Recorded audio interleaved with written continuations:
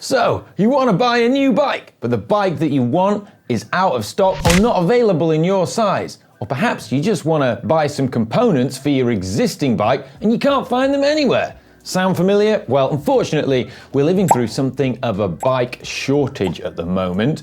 So, it's time for GCN Tech to investigate and explain why. Since the start of the COVID-19 pandemic, bikes, components and accessories have been getting harder and harder to buy. I mean, it's even harder trying to buy bike components now than wrestling a Turbo Man doll on Christmas Eve from the aggressive clutches of Arnold Schwarzenegger. So where have all the bike bits and stuff gone? And yes, that was a reference to Jingle All the Way. Doesn't matter if you're a hardcore cyclist or a newcomer to cycling, likelihood is at the moment you're familiar with those scary words, out of stock. I mean, they send shivers down your spine. And it wasn't that long ago that shoppers were fighting over other goods in shops too, like eggs and flour and toilet roll, and in 1996 on Christmas Eve, Turbo Man dolls. The first reason for this is massively increased demand. When many countries were plunged into lockdown, people were only allowed outside to exercise, and they quickly realized that cycling was one of the best ways to do this. You could travel further, faster, and well, bikes are awesome. This led to a huge boom in bike sales, initially with entry-level bikes being snapped up, and then consumers moving on to more expensive ones, simply buying whatever was available. We've spoken to several companies and they've confirmed this to us as well. So for example, Shimano told us that one of the unprecedented, unexpected challenges of COVID-19 has been the huge positive upswing that consumers made towards cycling. They also said that this is down to people not just using them for leisure and fitness, but also commuting. And this is because people turn to their bikes to avoid public transport and crowded public places. And this led to bike manufacturers selling way more bikes than they expected and selling out much quicker. Specialized, one of the most recognized bike brands in the world, told us that the phenomenal increase in demand has been incredible to see, but the level of this demand took the industry by surprise. Now, to allow for an increase in production, we've invested with our manufacturing partners to increase capacity. And in terms of how specialized sales have changed, we've certainly seen demand increase considerably for sub £1,000 models, but also across our turbo range with some massive growth in both performance mountain bike and electric bikes. While some bike brands have been able to continue manufacturing sufficient frames to meet the demand of consumers, they've been held up by a shortage of components to fit on those frames. And an example of that is Colnago, who told us that its main business issue over the last 12 months has been getting hold of components, as it hasn't been able to meet the demand of customers because of this. Interestingly, it said that most of Colnago's increased demand has been for its super high-end road bikes. But how many extra bikes are being sold? How many are we talking? Well, according to the UK Bicycle Association, they've released some figures that say that the number of bikes being sold in April 2020 between the prices of £400 and £1,000 has more than doubled compared to the previous April of the previous year.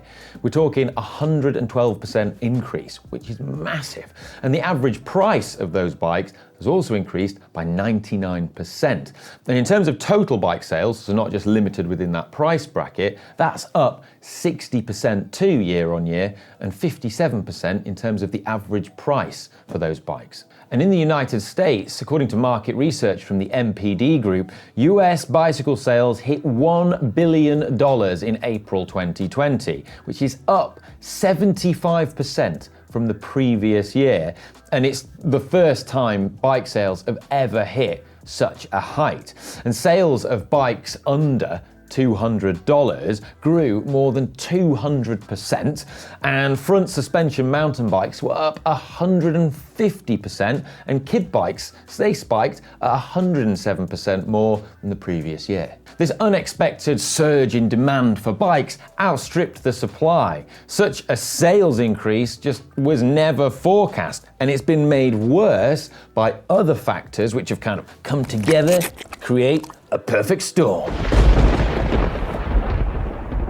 To get to the bottom of this, we need to start at the beginning of the manufacturing process, because this will apply to bikes, equipment, accessories, and everything. We're talking raw materials.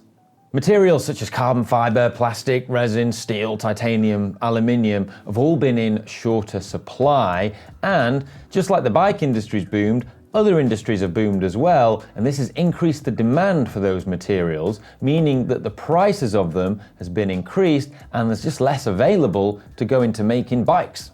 You've also got to factor in that just like any other industry, there was disruption to the mining, extraction and processing of these raw materials, meaning that there was just less output too. And consequently, if we look at aluminium, which is a key material for loads of bikes and components, the price has gone up dramatically. The last time aluminium prices were as high as they are now was back in 2011. Aluminium's price is so high at the moment because there's massive demand for it, but there's also been decreased production in the pandemic, and then also disruption to things such as the freight and logistics that transport it. But what about the factories where they make the bikes? Well, this is where the majority of the holdups have been. See, when the pandemic started, many of the factories decided the best thing to do to stop the spread of the virus was to simply just temporarily close and shut up shop. And some of them actually had outbreaks of the virus too, which meant they had to close.